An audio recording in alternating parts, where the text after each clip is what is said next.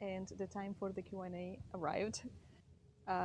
Be patient with me because it's my first Q&A. Even though I've been answering a lot of questions of yours through my comments, I decided to make this Q&A because the questions were repeating and repeating and repeating. And as a matter of fact, the questions I got, all of them were repeating and repeating and repeating themselves. Only one, I think, didn't. It was not repeated. It's about driving and loving driving and all that, but you will see. So here I chose this place to start the video. One of my favorite places. And I flew the drone here for you guys and you loved it because it is one of the best locations here in the city. Now we can start. So this question has come up a lot in my comments segment, and it is how are you supporting yourself? And I mentioned before, I have a career in hospitality, but here's the thing: hospitality has never been paid well, never. And lately is getting even worse. I think that hospitality after retail is the worst paid career. And that's the reason why I decided to change my life so radically. That's what my career is about. The second question, I am wondering if you have tried using a small space heater in your car. I can't remember if you have a power station. Well, yes, I do, and I do.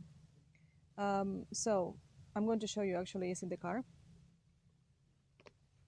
And let's go.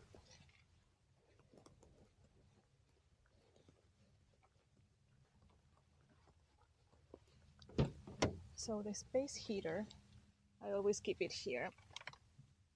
And it is this one. I got it from my best friend. And it's really good when it's not way too cold, like minus 31, as I experienced. And I have the Jackery 2000 Pro. This is my power station.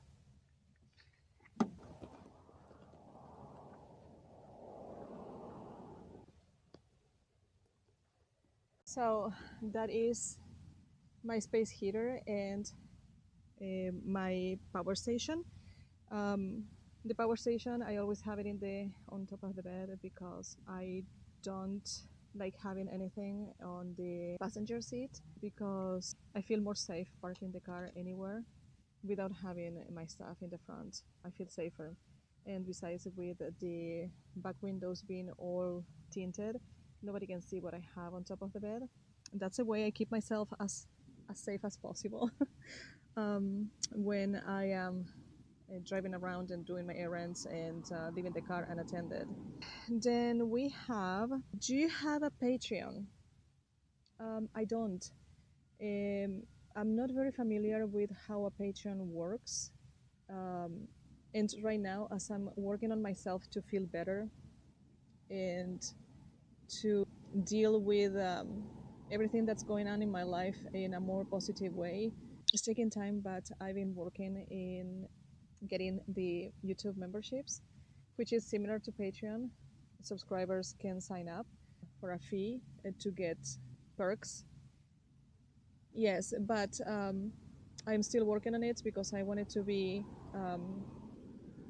fair with what I would charge for what you would get depending on the level, and I don't want to have only one level and be like, okay, you have a couple of things and you pay $5. That that to me is not a good business because I don't give quality. Um, So that's why, as I'm working on myself, I also want to make sure that whatever I do um, to grow my channel is something that I can handle without putting myself goals that I can't meet. But yes, memberships are coming, and once I have the memberships option launch, then I am going to let everyone know through my community segment, because that's the way I communicate the most with all of you, and I think that is a good way. Of course, I'm going to mention it in the first vlog I I make after um, setting up the memberships option. But yes, that's that's coming. Then someone asked a few questions related about driving. The first question is, um, let me see, do you like driving? And yes, I love driving. That's something that I enjoy. Um, when in the past, when I had to commute to go to work, I used to just put my music and go, and have my me time in that hour and a half that I had to commute. Um, and I love driving. And I'm going to say this because it's a reality.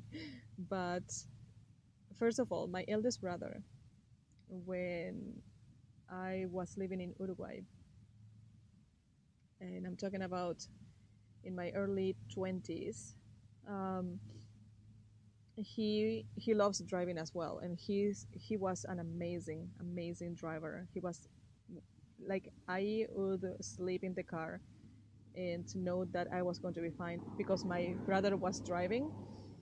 Um, so on the weekends, he would ask me to go for a drive and ask me to drive, because first he knows that I love driving, and second, he actually trusts me. Well, I mean, he used to trust me because unfortunately he passed away. But yes, he used to ask me to drive for him to enjoy the scenery and everything. He used to tell me how much he trusted me driving the car. And besides, for him to ask someone to drive the car while he was in the car, um, he actually had to trust that person. Otherwise, he would drive himself. And also other friends, especially my very best friend, forever and ever. He always told me, "Wow, you are such a good driver, mashallah." So, yes, so proud of that. Alhamdulillah. What is your driving history? I don't know what you mean by driving history, but um, I think it's good. I have not had any crashes. I have not had not even touched the car. The only scratches I have in my car are because it was snowing and in winter, and someone was parking the car right in front of mine, and because there was a little bit of ice, touched the front left of my car, and removed a lot of the paint.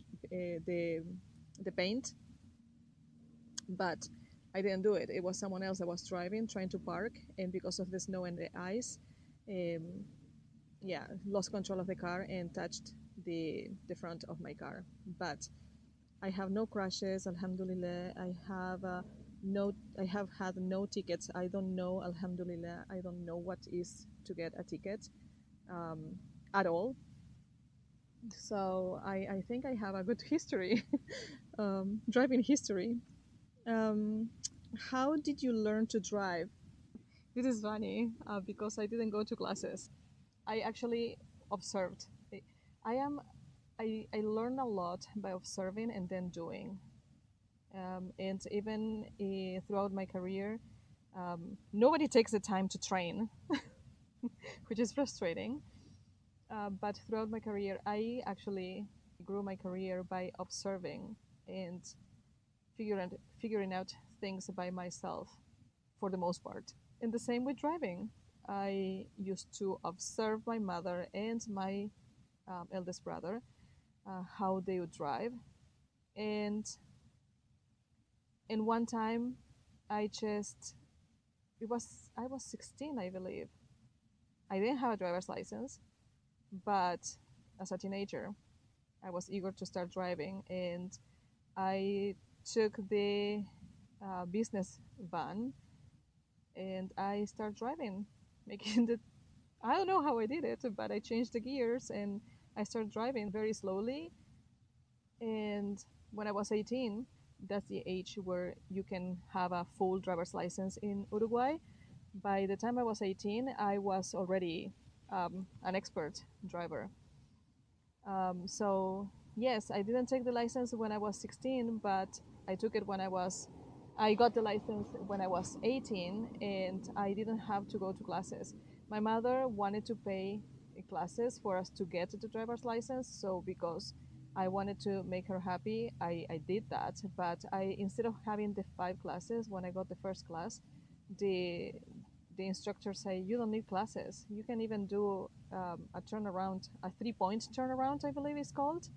Um, eh, Without him teaching me, he asked me to do something, and I would go and do it because I knew how to do it. So, yes, um, that's how I learned, by observing and then doing. That's pretty much how it is. How do you feel when you are driving? Happy. I love driving. Even in moments where I've been upset, um, that everyone says you shouldn't drive when you're upset, and I agree with that. But I am very conscious of what's going on in my surroundings and everything. Um, so it calms me down. I just take the car and I can go to the next city even and drive and drive and drive, listening to music or calling my mother and chatting about anything or everything, or even a friend. And I'm going to feel more relaxed, and I'm going to be able to go to bed and sleep that night. Driving makes me happy and relaxes me. The next question is, do you feel driving makes you feel positive, empowered, doing something to solve your current situation? Um, hmm, if you think about it, yes, because if I didn't know how to drive, I wouldn't be able to live in my car. So yes, that's a very good question. I don't know about empowered. Yes, I think so, because I made the decision of moving to my car, and I was able to do it without hesitation. Positive, yes, it always makes me feel positive because when you drive, you kind of have a sense of freedom, um, and positive, empowered, yes, all that. And of course, it helps me solve my current situation. Um, because if I didn't know how to drive, I wouldn't be able to live in my car. When you make the decision of living in your car or any vehicle, you do it because you know how to drive. You don't depend on anyone else to do it. You just have your car and you just do it. So yes, it is a good question actually. I never thought about it, but yes, it solved my current situation because I know how to drive. So really good actually. I didn't think about that when I actually got the question, but yes, now that I think about it, it's a really good one. No, no, no, go away. Oh, bee, bee, bee, bee, bee. No, please, don't sting me. No, don't, don't. Oh, I don't even know where it is. I think it's gone. I hope it's gone. Yes, it's gone. It's gone. It's gone. Okay. Next question. Did you face discrimination as a woman to drive when you were growing up? No, no, no, no. I can say that Uruguay is a very machista country, the same as Canada. Canada is very machista, but well, machista is in Spanish, but I'm going to tell you the actually the word in English. Uruguay is very sexist, and in many ways, and also is Canada. So that's maybe the reason why the question is made. No, I haven't. I haven't experienced any discrimination as a woman um, at all.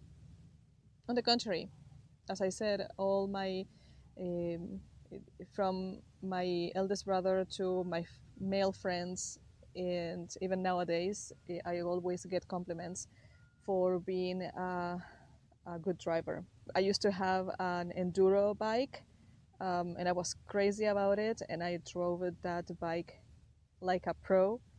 Um, and one of my friends, he had bikers friends that I didn't know them, but um, that had different brands of enduro bikes as well, and they used to gather together on the weekends. So he used to hang out with them, and I remember that one time he told me that his friends from that group of bikers have seen had seen me driving my bike, and they told him, "Hey, Federico, um, your friend is a really good driver to be a woman." Um, at the beginning, I thought, to be a woman, I said, I don't know if it's to take this as an insult or as a compliment. And then I said to myself, yeah, it is a compliment. So, yeah, thank you very much. So, Alhamdulillah, I must say that. And that is because I love doing it. I love doing it. And when I love doing something, I love doing it right. I don't like doing it halfway or in a mediocre way. I always want to excel. So that might be the reason why I work on doing things good or the best possible way. Um, did you own or drive other cars before? Yes. I've with my own money, I got another car when I was in the US, and it was my first car was a Mazda. I don't remember the model, but it was a Mazda, and yes, that was my first car bought with my own money. With family vehicles, I've driven 4,000 kilograms capacity trucks, and like the ones that you use for moving. I've driven vans and cars. So yes, throughout my life, I've had different vehicles for me to drive. Um, and also, I've been driving um, other companies that I worked for had vehicles, and I've driven those vehicles as well. How did you find and buy your Elantra? Okay, back in 2015, um, I had a Toyota Corolla. It was used. The car was not in the best condition, but yes, I bought that car and I had it for about 3 or 4 years. And in 2015, I said, okay, I am done with wasting money in a used car. And I went to Hyundai because I knew about Elantra, and the Korean cars are improving so much in safety and in quality and everything. So I liked the Elantra and I went for it.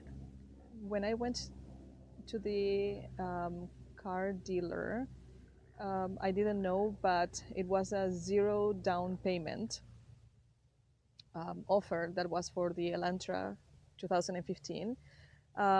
So I said, okay, perfect. And yeah, that's how I got it. I test drove the Elantra. I liked it. It's comfortable. I felt safe. Um, and yeah, I know nothing about cars, but if I like the look of the car, I am I'm going to go for it if I can afford it. Yes. Was it easy or hard? It was easy because years ago, many years ago, 2015, everything was easier than nowadays. So yes, it was easy. It was not difficult, and um, as long as you have a good credit score, you can buy anything you want. That's pretty much it. If you could buy any other car, what would it be? I don't really know. I love Mercedes, that I can tell you. I love GMC, so I don't know, but it would be definitely something better, even though Elantra has been so reliable from day one until now, extremely reliable. Yeah, I love my Elantra, even though it's not comfortable to live in. But yes, it has, it is not comfortable to live in, but I can live in as well. So um, the day I change my vehicle, the day I change my car, I am going to miss Elantra a lot because I kind of have a sort of an attachment with that car because it has been with me through thick and thin. Unbelievable, like a, like a best friend pretty much, and has not disappointed me at all. I don't know. I can't answer that question because when the time comes that I have to change or I can change my car, then I will I will start searching for something and for the best option, either to keep living in my vehicle or just to have it um, as a regular vehicle. I don't know. I can't answer right now. I'm sorry. I am interested in what led you up to your car camping. What led me to car camp in summer was the fact that I had time off, but I didn't have the budget to go for a 3 week travel and stay in hotels. I set up the bed as I set it up in the car, and I I got everything for cooking, and I got the portable shower and the portable tent for me to shower, the shower tent.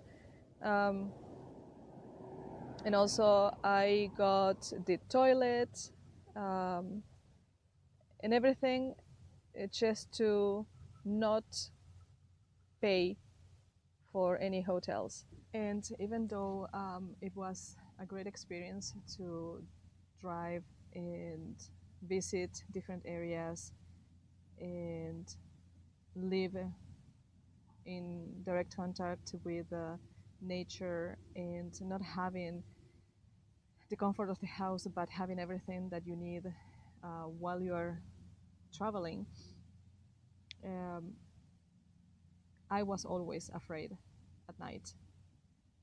Um, and even nowadays, I don't think I'm ever going to feel 100% safe. But what led me, going back to the question, what led me to car camping uh, was that the fact that I wanted to travel because I've always been working, and exhaustingly working and not enjoying.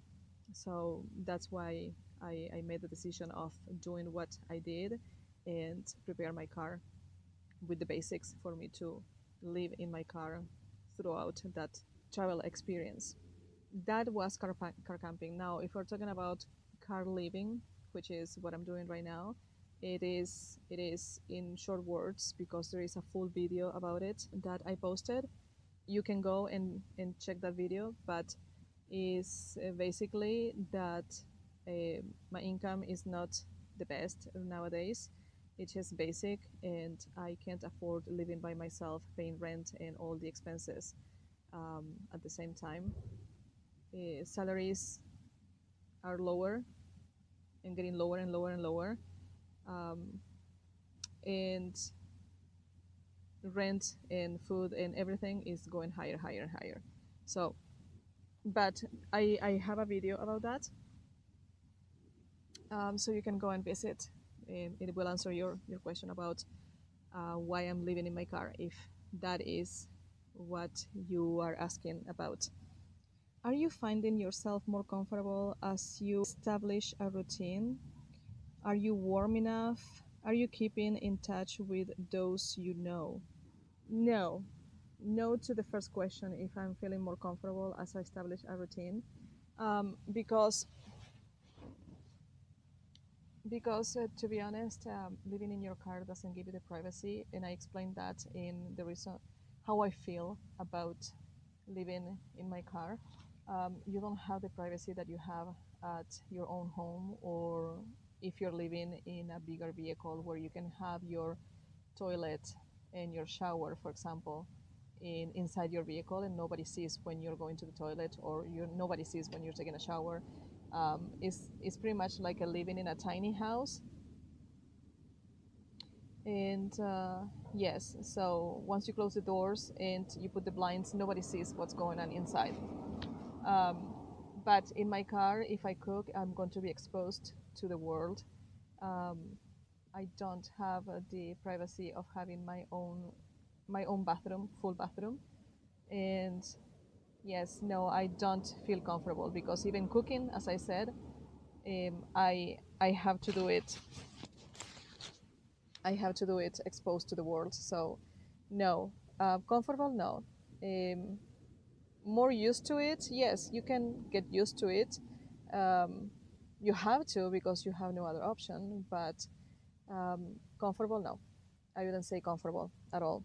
Are you warm enough? Yes, I'm definitely feeling warmer than before because I use a winter jacket. I have more than one winter jacket, and I dedicated one only to sleep. I wear old jogging pant as a pajama pant. I wear socks, and I have the hot water bottle that I can use if I need to. And as last resource, if I need to, I can use the space heater as well. But when you are minus 31, oh my, yes. I don't know if there is anything that is going to help you have a good night with minus 31 as I was before. But I think that if I have another winter living in this car, then I'm going to be more prepared now than I was a few weeks ago. I think so, yes. If I keep in touch with people I know, yes, I am always in touch with my mother, always in touch with my sister, with my nieces, and I have my very best friend um, forever and ever. I always say my best friend forever and ever. I have here in Kelowna, and I have a friend also that lives up north, and I'm always in contact with her. Yes, I keep in touch with people I love. That's for sure. And the last one I have is, where are you from? Okay, I was born and raised. I was born and raised in Uruguay, South America. But I always knew I wanted to travel um, around the world. That's why I decided to study hospitality for me to be able to travel around the world. Um, and in my 20s, I left Uruguay. I left and I lived and worked in the US for 3 years. And then I lived and worked in Dominican Republic for 2 years. And then I came to Canada. And the moment I came to Canada, I said, this is home. And I stayed and became Canadian. I don't know now because I don't follow the immigration processes or anything anymore because I did what I had to do for myself already. So, but I, when I came to Canada, I needed to be in Canada for 3 years in a row for me to apply for the passport, and that's what I did. After when the 3 years were up, and then I applied for the citizenship and I got my passport right away. So, yes. So I am Uruguayan and Canadian um, at the same time. And I'm happy that Canada accepts dual citizenship because I don't want to lose my own citizenship, even though now I don't even have an Uruguayan passport. And when um, when I travel to Uruguay, then I have to use my Canadian passport, which is fine. I don't have to pay anything extra or any taxes or anything to go to Uruguay with my Canadian passport.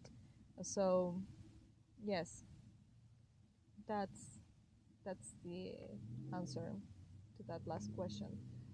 I hope I answered all the questions and I didn't miss any of them. I hope you like this vlog and I'll see you in the next one. Inshallah. Salam alaikum.